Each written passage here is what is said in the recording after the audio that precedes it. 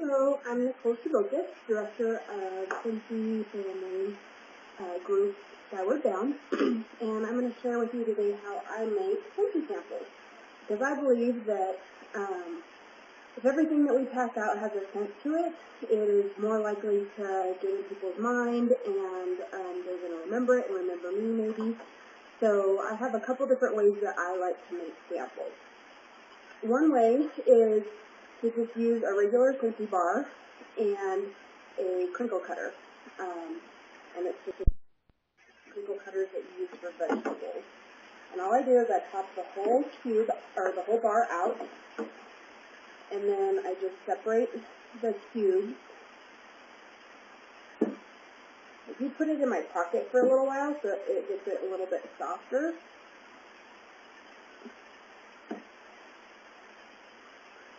Separate each of the cubes, and then I put it back into the bar configuration, and then I just slice them. Usually I get 40 or so samples from each bar. I try to do about 5 slices per cube. That doesn't always work out, but somewhere around in there. And then you can do kind of a small chunk of wax for each sample.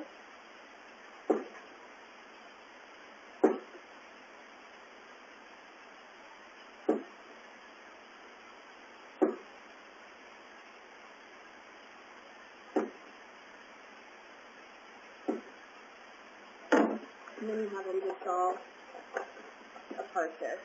And then I get the little jewelry-sized bag. You can put. And then it is good to put the scent name, because if people like it, they're going to call you and want to reorder that. So I just put on there, Sunny and Cher is the name of the set, and then I put my name and phone number. I'm going to attach it to something that also has my contact information on. These are the Scentsy bookmarks, and I put my label here with my name, phone number, and email. You could use your business card that has all of your information on it there, or you could even attach them to your catalog.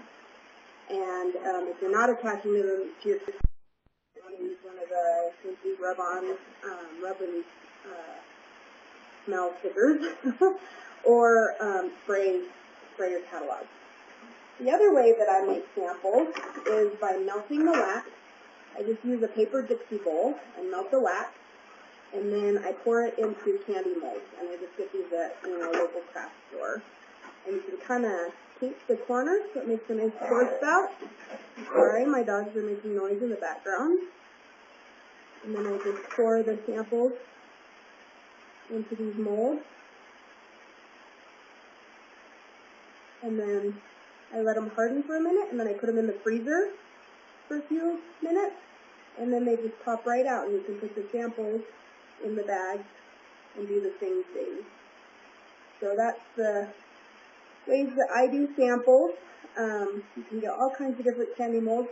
If you want to send a larger sample to like your good customers, so they have, like about a cube of wax size, you can get different larger molds, so that you can pass those out to your, good customers so that they can actually try it out in their warmers. They could try this in a plug-in, but it's a pretty small sample. It's better just to kind of keep it in there first, or just have a good smell to it. And I have a lot of different molds, so I can pour out as many as I can at one time. And I try to do smaller ones so I'm not spending a lot of money on wax. I really like these little star molds I just got.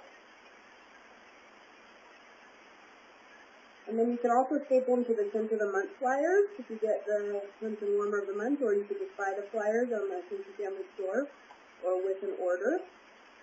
And then you can just remelt more wax in the same bowl, and then when you're done, you can just throw the bowl away. You could also use a measuring cup, like a glass or a plastic measuring cup, but just be aware that the scent oils will damage plastic, sometimes, so if you use a plastic measuring bowl, you may want to devote it to Scentsy only. So, I hope that helps, and I hope you guys get out there and use your samples. I carry a stack of them in my purse, so if I'm at the grocery store, I could just, say, hey, here's a Scentsy sample. And then they'll look at me kind of strange, and I'll say, no, it smells good enough. Now, oh, wow, that does smell good. And then all my contact information's on there, and if you need anything, let me know. And then I'll be handing over a drawing slip, and I'll say, would you like to enter my drawing? I give something away at the end of every month. And then I pass them a pen and have them fill it out. And then I have their name, address, phone number, email, or at least I get a name and email so I can enter them in my newsletter. And then they answer questions at the bottom. Host a home party, host a basket party, join my mailing list, fundraising opportunity, or earn extra income with Scentsy. And then there's yes, no, and maybe. So that way I have their contact information and what they are interested in. Because if we hand something out, only about 1% will ever get back with us. We're lucky with Scentsy because it does have a scent to it. It is more likely that they might call us, but only expect 1%. So to get 1% to call you back, you're going to have to pass out 100 samples. So if you have the contact information, the power is in your hands, and you can follow up. And it's best to follow up within 72 hours. Although in my opinion, there's no time limit. So I hope that helps. Contact me at my website, ns.scentsy.us, if you have any questions. Thanks so much.